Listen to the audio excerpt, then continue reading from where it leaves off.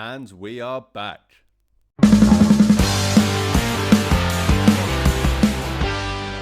Hey guys, welcome back to my channel, or if you are new here, then please do me a favor and hit that subscribe button. So I've been pretty ill and depressed about the Cavs the last few days, but thankfully I started this channel in 2024, not 2015. So it is the Cleveland Browns that command, the most of my attention nowadays, and I can smell football all the way from Cleveland to here in the UK. I don't care if it's just rookie minicamp. It's great to see, some football being played out there in Berea. I always enjoy seeing the rookies during, rookie minicamp every year. There's just something about seeing those guys out there with, careers to be had, legacies to be built. You never know, endless possibilities in the NFL. Anyone can become a star. Let's just hope that if that does happen for any of these guys, then of course it happens here in Cleveland. But as I said, rookie minicamp has come and went over this past weekend. As always, we get the classic, drama-fueled rookie minicamp that, something as mundane as rookie minicamp that shouldn't be. Of course, with the Cleveland Browns, it's always entertaining. We always get drama. We always get funny stories. We always get, what the Cleveland media are like. They love to stir things up and try and create some stories. We got the whole Shedeur versus Gabriel stuff, and Mason Graham's apparently the worst defensive tackle ever drafted because he threw up during minicamp. All of that good stuff, never ceases to entertain you with the Cleveland Browns. And the reporting and the media and everything that goes with it. But, there's never too much stock to put into a rookie minicamp. Yes, you don't want a guy to go out there and look like Jamarcus Russell. Of course not. Then, there are obviously ominous signs then. But, as long as a guy goes out there and you're not talking about him in a negative light, then at the end of the day, they've done a good job. But I think even more than that, we have seen some positive reporting, especially out of the quarterbacks. I mean, even Zach Jackson has spoke pretty highly, especially about Shedeur and the way that, how he looked over minicamp. I'm sure he wrote most of that stuff with a clenched fist. So it is interesting and obviously positive to see it come from someone like Zach, who usually has a more, shall we say, pessimistic view on the Cleveland Browns. But of course, as I said, you don't want to put too much stock into rookie minicamp, but it is good to obviously see some positive reporting, some positive stuff, especially out of those two quarterbacks. And, as I've said previously, I don't care if it's Shedeur Sanders, Dylan Gabriel, or fucking Kenny Pickett. I really don't care. I'm not a team this person. I just want a damn quarterback. I'm team Cleveland Browns, and I don't care who it is. I just want a quarterback. So, of course, to see positive stuff, out of Shedeur Sanders and Dylan Gabriel this weekend, has been good to see. But in this video, I'll finally eventually get to it. I want to talk about just, after minicamp coming, after minicamp obviously being over now, before we get into kind of the main off-season workout programs with training camp and everything, just my kind of initial expectations on the Browns rookies this year, on their rookie class, and just kind of give a quick kind of, idea of what I think their role will look like in their rookie year here in Cleveland. The previous few drafts for the Browns have seen, quite few day one impact players. Of course, not having first round pick for 3 years obviously contributes to that. But, you look at the last few years, last year, Mike Hall, probably the biggest contributor out of that class. I mean, you could even argue Jawan Briggs, obviously, after Mike Hall got injured, but no day one impact starter there. The year before that, Cedric Tillman, not a day one impact starter. Siaka Ika, we all know how that went. You get good depth pieces, guys like Isaiah McGuire, and obviously DeJuan Jones came in and you could argue was a day one impact player that obviously came in later in the season due to injuries. But, there's just not been that much day one impact talent from the Browns draft classes the last few years. And I think we're going to see a change this year. Yes, that obviously aligns slightly with the, shall we say, change in the Cleveland Browns' approach to their seasons. You could argue that the last few seasons they've kind of gone more in that all-in approach of trying to compete and win a Super Bowl, whereas this year maybe they are more willing to play younger guys, shall we put it like that. But of course, that's with that being said, I still think this year's class we are going to see a lot more contribution from than we have seen in the previous few years. So I'll go through obviously all the guys, as I said, give a kind of quick my expectations for them, their role, kind of how they'll fit in their rookie season. So Mason Graham, of course, this is a difficult one just purely because of how the Browns' defensive line operates. Jim Schwartz likes to rotate that defensive line a lot. So you could potentially see a Mason Graham playing less percentage of defensive snaps than we'll maybe see some other Cleveland Browns draft picks this year on offense. Maybe a Quinshon Judkins, which, people might think, well, he's the number 5 pick, he should be playing more. But that just, as I said, that kind of just comes down to, how the Browns like to rotate that defensive line. You look at last year, Dalvin Tomlinson, I think, played the most snaps at about, there it is, 56%. So he played the most defensive snaps out of any defensive tackle, and only he was at 56%. Second behind him was Shelby Harris with 48%. So, that's your two main defensive tackles last year. Neither of them playing over 60% of the snaps. So you're probably likely to see Mason Graham be similar and not play over 60% of the snaps, just with how the Browns rotate their defensive linemen. Of course, this year, Malik Collins, they signed, still got Shelby Harris, Mike Hall, when he comes back from his injury, Jerome Briggs, I mentioned earlier. These are guys that will be, you could argue will have a role within that rotation. So I don't think we're going to see, Mason Graham day one, first rookie year, go out there and play 80% of the defensive snaps. Could he? Probably. And maybe at another team, another situation, that would be the case. But with the Browns, and as I said, with Jim Schwartz's system, how he likes to rotate those guys and keep those guys fresh, I don't expect him to, come in and play the most snaps out of any other defensive player on the team. Of course not. I do expect him to have a big role, of course. He is the number 5 pick. You obviously expect that. I expect him to probably replace Dalvin Tomlinson's snap count from last year. He probably, you could argue he will have the most snaps out of any other defensive tackle. It probably will be a rotation of, a main rotation of him, Shelby Harris and Malik Collins for those kind of every down 2 guys. But, of course, when you look at, third downs, situational downs and stuff like that, you could look at Mike Hall and hit him next to a Mason Graham, how exciting that could be. So maybe he gets more snaps on that side of it as well. But as I said, I think with Mason Graham, don't expect him to, go out there and play 75% of the snaps this year. Just with how the Browns, as I said 4 times, like to rotate their defensive line. I think he'll probably sit at around, 50 to 55% of the snaps. But, I do expect him to be a key contributor. I do expect him to be able to stop the run on first and second down. And I do expect to see development in his pass rush game. And, maybe if it's halfway through the season or at the start of the season or towards the end of the season, see him in those kind of third down packages as well, and see what the Browns do with him next to Myles Garrett. Moving on to Carson Schwessinger. First and foremost, I think he's going to be a special teams ace. If all things go well and the Browns are healthy next year in that room with everyone, of course, obviously JOK especially, then Carson Schwessinger, I think, will play a lot of special team snaps.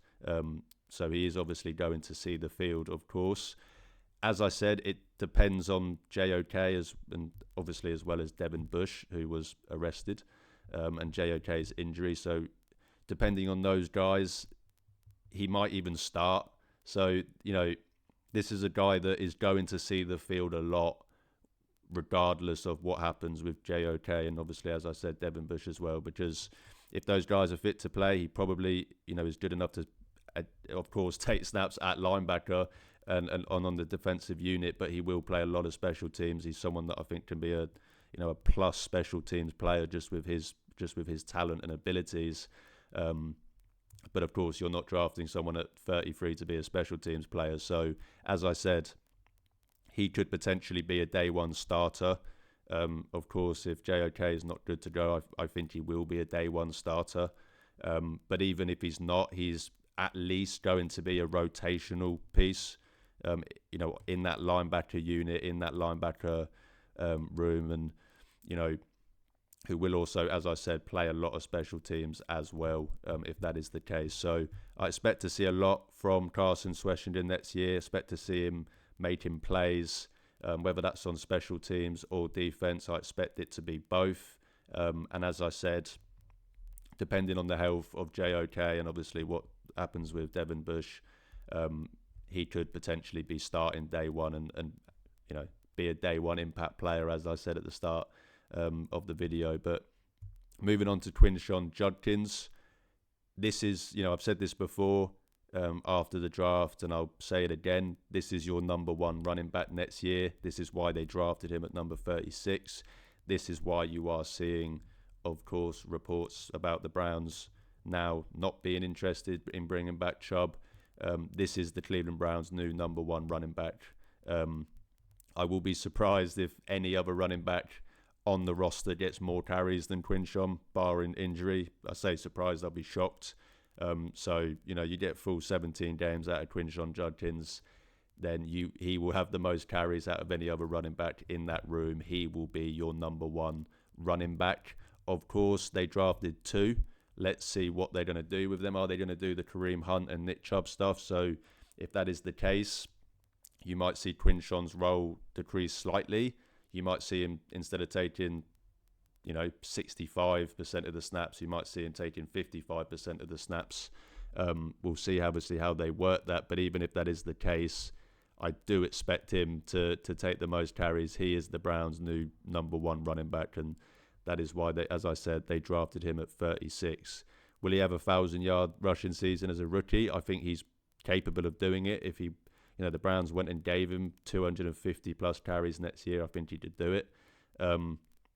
But as I said, there is obviously, they drafted Dylan Sampson as well. There is the potential that they are going to do the Thunder and Lightning. Everyone pretends that Detroit invented it, but obviously what Detroit are doing with Gibbs and Montgomery over there, and if that is the case, probably less likely he gets 1,000 yards, but 1,000 scrimmage yards, certainly likely in either case. So with Quinshon, as I said, he's your number one back next year. He'll get the most carries out of any other running back. Look forward to see what he can do with that opportunity. Moving on to Harold Fannin. So, of course, with the Browns' tight end room heading into the draft, you could argue that he's going to see the field, and of course the tight end room now, you could argue that he's going to see the field with, the third best tight end in that room being Blake Whiteheart. This is how, I can't even remember his name, which is terrible, and I feel bad. He had a great catch last year. But, I expect Fannin to probably be the number 2 tight end, fill that role that Jordan Aikens, kind of filled the last 2 years, that kind of more receiving role, to complement David Njoku. And of course, that's going to increase more than even the Browns did with Jordan Aikens, because the Browns are likely, we've spoken about it on this channel 100 times at this point, the Browns are going to revert more back to, the system that Kevin Stefanski likes to run, a more West Coast system. So we are going to see a lot more 12 personnel next year. Look back to 2020 and the rate that they ran 12 personnel, we're going to see probably similar to that. So he should see the field quite a bit as that, second tight end in those 12 personnel sets. Aikens played about 39% of the offensive snaps in 2023.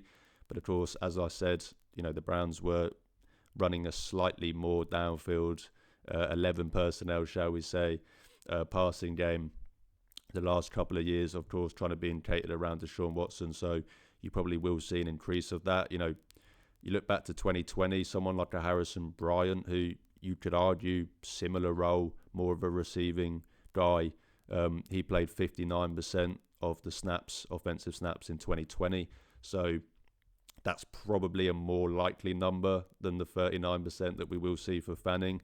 He is, of course, only 20 years old, so maybe they hold him back slightly. You look at David Njoku, obviously it's a different regime, but you look at how David Njoku was handled as a rookie and you know, the early couple of years in his career. So, you know, maybe they do hold him back slightly because, as I said, he's 20 years old, but I think he's good enough to be that number two tight end in this offense. I've sang his praises all off season, all through the draft process. I think he's good enough to play in the NFL, so I think he's good enough to do that for the Cleveland Browns, and I think that is a role that he will end up in during his rookie season. So, as I said, expect him to be the number two tight end. Of course, he's not going to, you know, overthrow David Njoku. I mean, who knows? You never know. The guy can catch a ball, but no, he's not going to, you know, he's not going to usurp Njoku in his rookie season. He will be that number two tight end, but the Browns will run a lot of 12 personnel next year, so he will see the field quite a bit. Dylan Gabriel, I'm going to do the quarterbacks at the end because there's kind of an asterisk on those guys compared to these other guys. So finally, with the non-quarterbacks, Dylan Sampson. As I said, of course, the Browns drafted Quinshon, so Dylan will most likely be the Browns' number two, unless Jerome Ford beats him out, but I think that's probably unlikely, shall we say. So he will be the number two back, but as I mentioned with Quinshon, you know, do the Browns use both of these guys the same way that they use Chubb and Hunt? If that is the case, then of course he probably will see the field more than a traditional backup running back.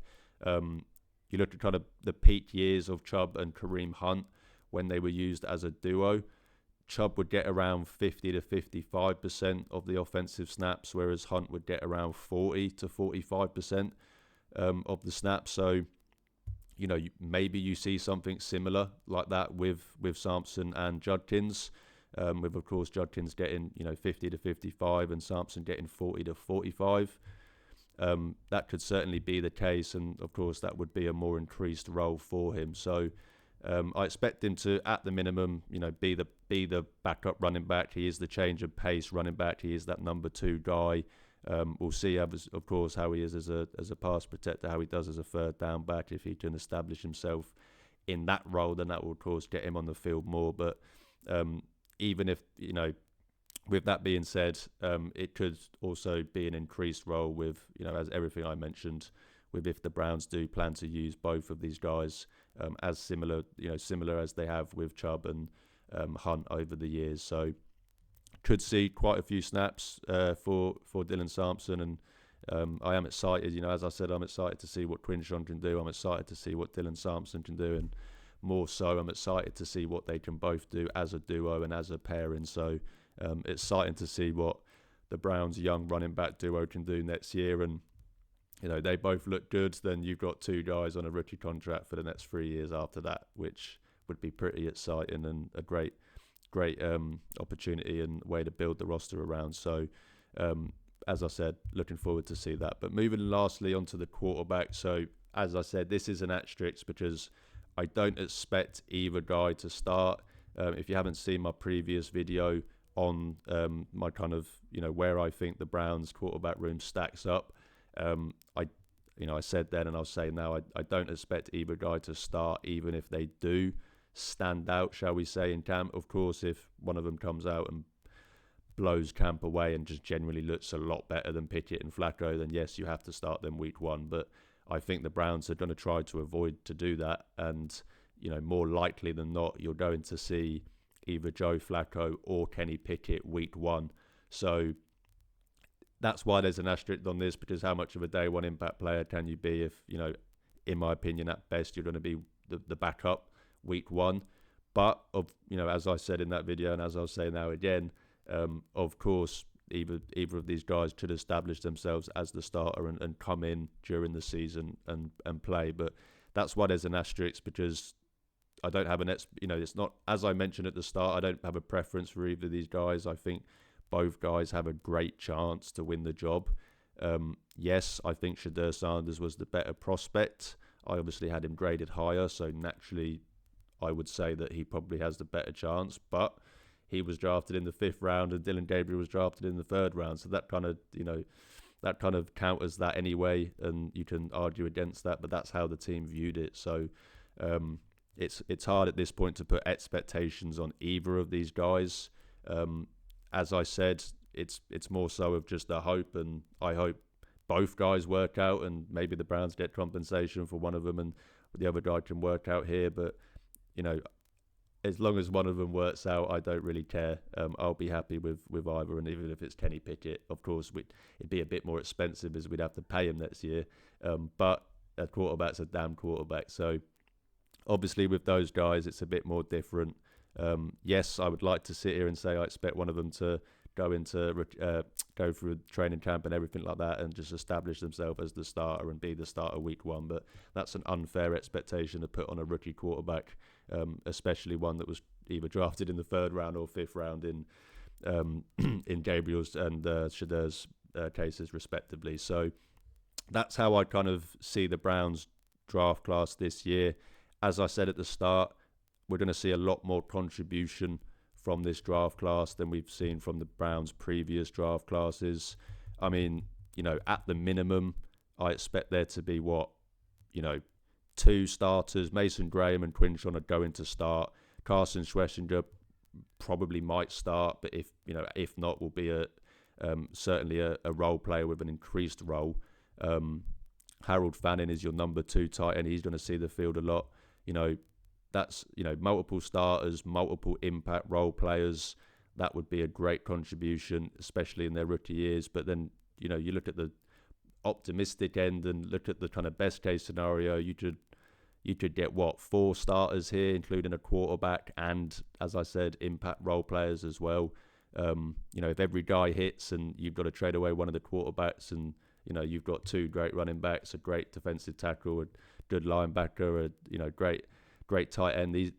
That's a fantastic draft, and people can argue about positional value and all of that stuff. But in the end of the day, if the guys work out, no one cares. You look at that Lions draft the last few years; they got laughed at, and if those guys didn't work out and they weren't very good, then people would still be laughing at it and saying, "Haha, that was so silly." But because they are good, everyone now says, "Wow, what a draft!" And I think that will be the same with the Cleveland Browns if these guys work out. So plenty of possibilities, plenty of opportunities. Looking forward to seeing what all of these guys can do during the summer, and of course going into next season. And quickly before I finish, little bit of news: the Browns did sign safety Damontae Kazee, formerly of the Pittsburgh Steelers. Is he more famous for his time in Atlanta? Probably, but of course formerly of the Pittsburgh Steelers. So the Browns have technically just traded safeties with the Steelers this year, with the Steelers signing Juan Thornhill and, the Browns signing Kazee.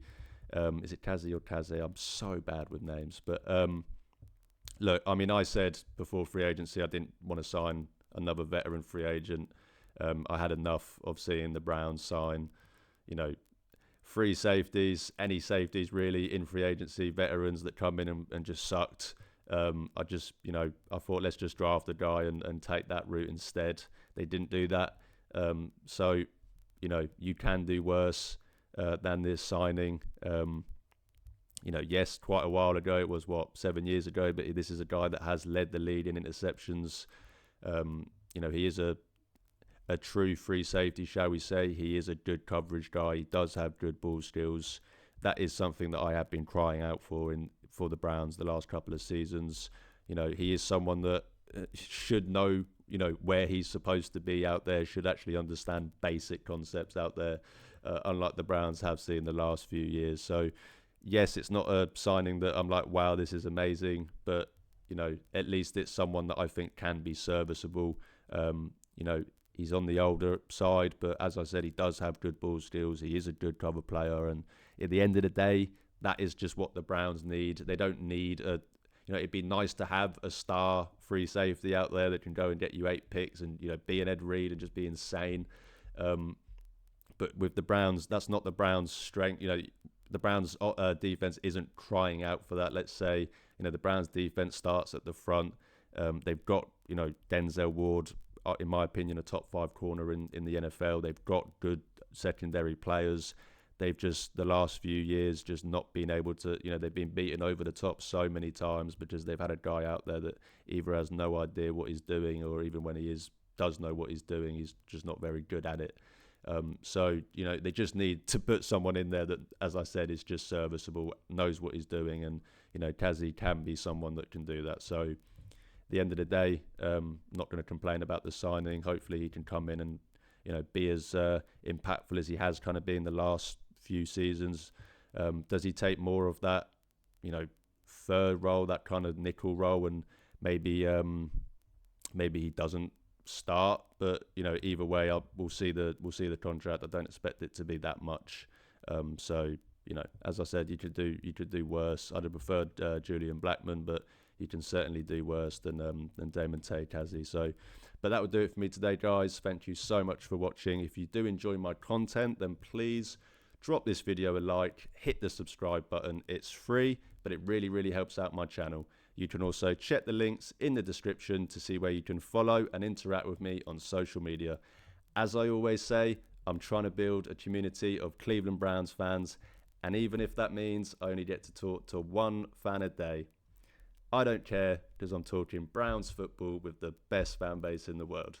Thanks again for watching, guys. Have an amazing rest of the week. But most importantly, go Browns.